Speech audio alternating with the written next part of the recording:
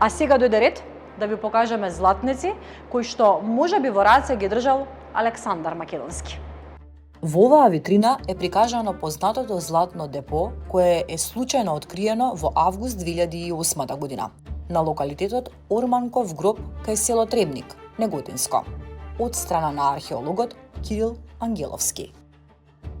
Се работи за вкупна тежина од килограм и 200 грама чисто злато. Како предмети ќе ги издвојам појасната тока на која е представен богот Посеидон со неговиот атрибут трозабецот, како јава хипокампи, тоа се морски коњи. Потоа тука се малоазиските фибули, различни типови на гердани, од кои едниот е со висоци во форма на желат, пиксидата и секако за издвојување се двете монети, двата статера, ковани во името на Филип II Македонски, на Александар III Македонски, според кои ова остава можеме да точно да датираме во последната четвртина од 4 век, тоест после смртта на Александар Македонски.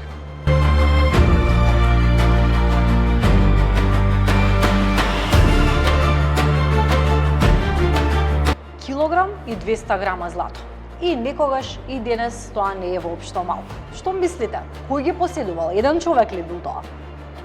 Па според луѓето кои го открие, според нивното кажување е откриено на едно место како остава, не како огромни прилози за кои сметаат одредени на група на археолози.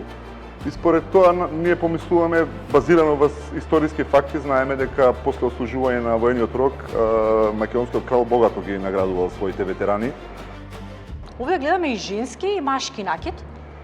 Да, има и женски и машки елементи и токму тоа ни дава за право да мислиме дека е остава, а не како некои истражувачи што мислат дека се можеби гробни наоди, па собрани од дивите копачи ископани, па собрани на едно место.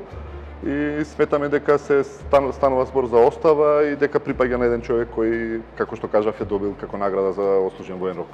А кои се претпоставките зошто овој човек ги закопал на едно место овие предмети?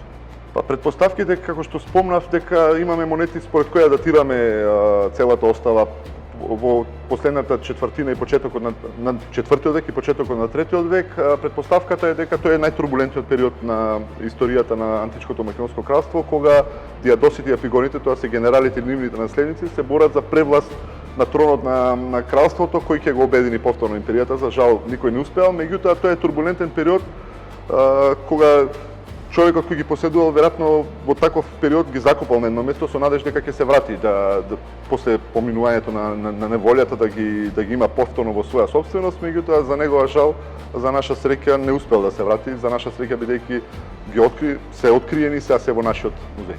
Голема е веројатноста дека можеби тој бил дел од македонската фаланга на Александар Македонски, дека токму Александар му ги врачи? Тоа е претпоставка.